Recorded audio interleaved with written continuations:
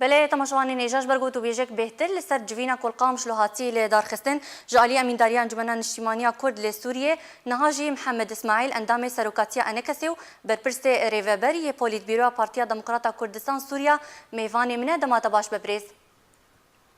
دم باش دسبه کده جوینا و سر چبو چته دهات گوتو بشکرن جوینا تایبەتی بوو یا ئەنجومەنە نیشتیمانیی کوردی سووریا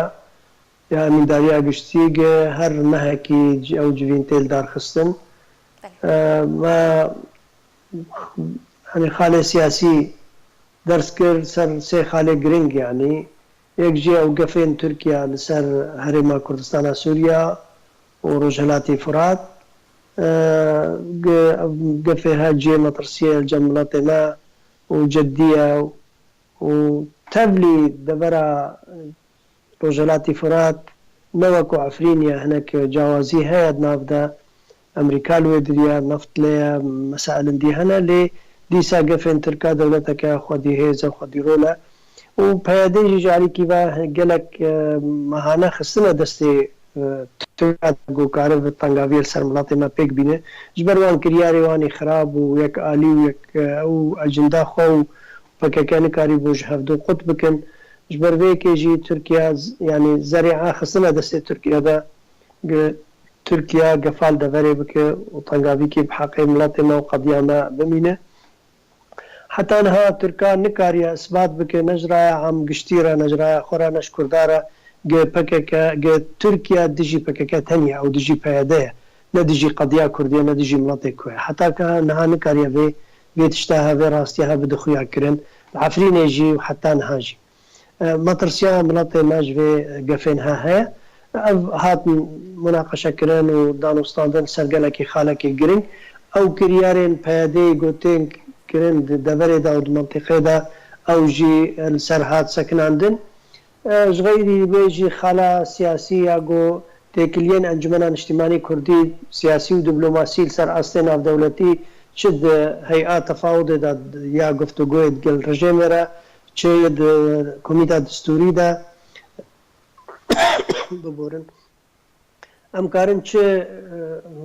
هوایی خباته بکن وان کمیته خب هز بکن و لجان شورى پشتوا بكاربن قضيه ملاتي مال سر ميزان دانستاندنا في دولتي بپیش روجا سوریه دا دوره ملت ما و قضیه کردی یا حاضر به و کمایت تناجبر ملت ما گلک تنگاوی دیتیا و گلک زحمتی کشاندیا نماوی دهین سالا دا زیر ظلم و ستم و تنگاوی دوان قناغ بید الجیر آلیه ناف دولتی دا گو حق ملت ما بیتا کس کرن دستور سوریه پیش روجه دا مسائله هاتمنا اف گفین ترکیه لسر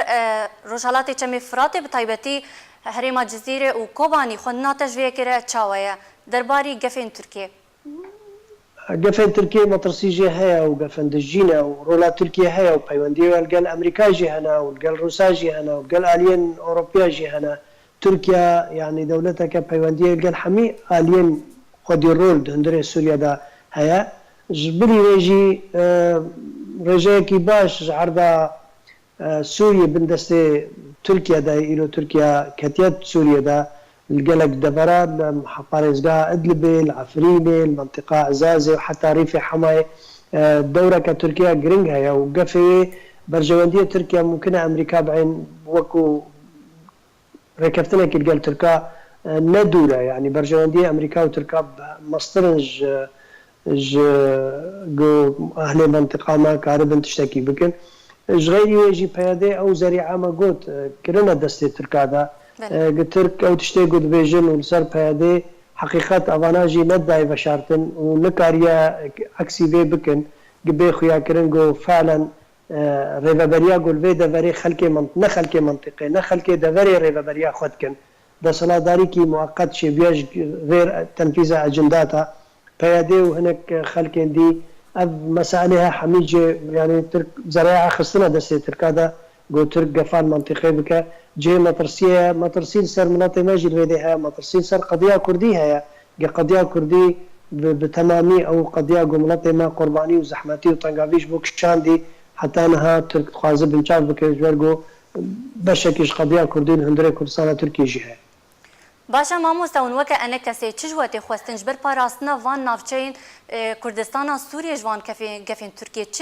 çi gavil pêşiya hene û çi proje deynane pêşiya xwe ما منچارن يعني ما بروجا محمي رولا ما هب بآلية ملاطي خو قد ياخذ بسكننا بحمي حوالا ملاطي ما حوجي بأم هلويستا مال قوري باخواز وجانا نتويت سنجي إنساني كردا نرينا ما وخباتا مال قوري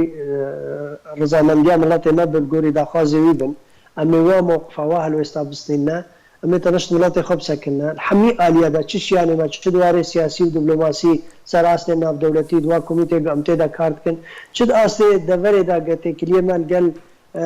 مسألة أشتيا جواكي قد هندر دا قو او كسين قديرول ودورة واحي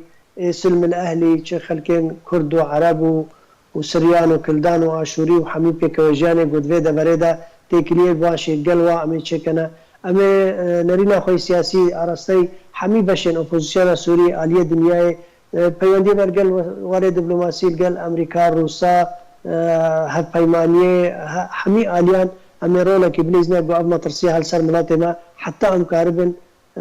نهیل ام مطرسیه زیاده سر ملاتنا چیب و هگر چتشتا چیبوجی امی ایروجی مثلا عفرینه نه اوی گوت گوتن يعني برافانيت بر ملات وبر اوي دا كسك جوا حميه بازدان دي سايرو ايجو طنشت ملاتي عفرينه سكنيه كوادري منا كوادري انجمن اجتماعي كردي كوادري تنقرا سياسي كردينا جو ايرو بنافي سيفيلا بنافي سربخاد وادارات الريفابريه نهدا كاربن دي ملاتي فقري نسرهب واوي قوتارو ماربو زحمتي كشاندي جملات ما ديسا طنشت وانا كوادري ما ديسا او خديه بروجي نتوي كردينا او خديه خدمتا ملات کرد و گل کرد بکه و شد تنگاویه هذا طنشت ملات خوب سکنه. باشا لگوری آگاهیان کو اوی امریکا سیاست خوا درباری کردستان سوریه و سیاست خوا بگو هر پشتی نمانه داشه گلو چه پیش بینیش ویکرتی کرن؟ والله بجي بلكي توقع يعني حتى انها تشتكي وها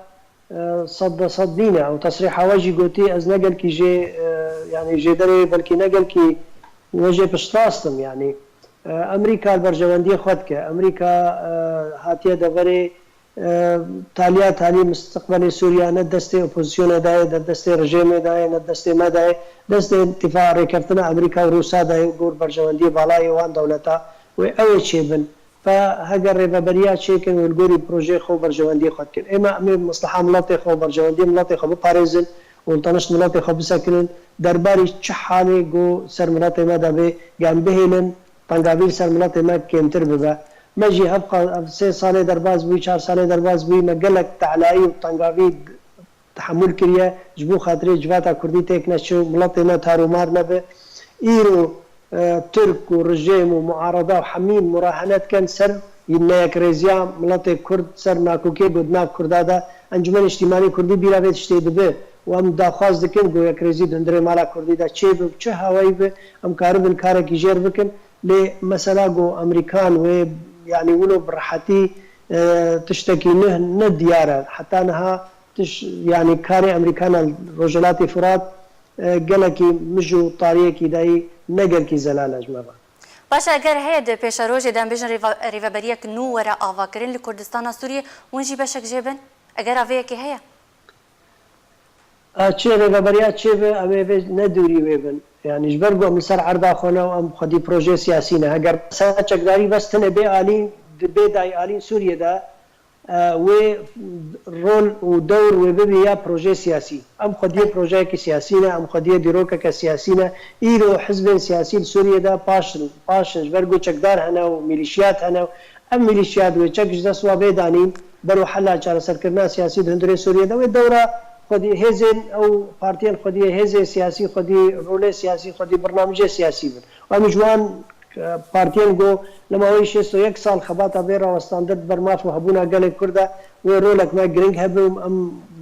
ام تاكيد ديجي كل ملاطي ما بيشتعما بملاطي مجبر ام داخازيه بملاطي تجسيد دكن تكريس دكن باشا سپاس بو محمد اسماعیل اندام سروکاتیا انکسیو برپرسه ریوبری پولیت بیرو پارتیا دموکراتا کردستان سوریا گوت میوانی مبوی زور سپاس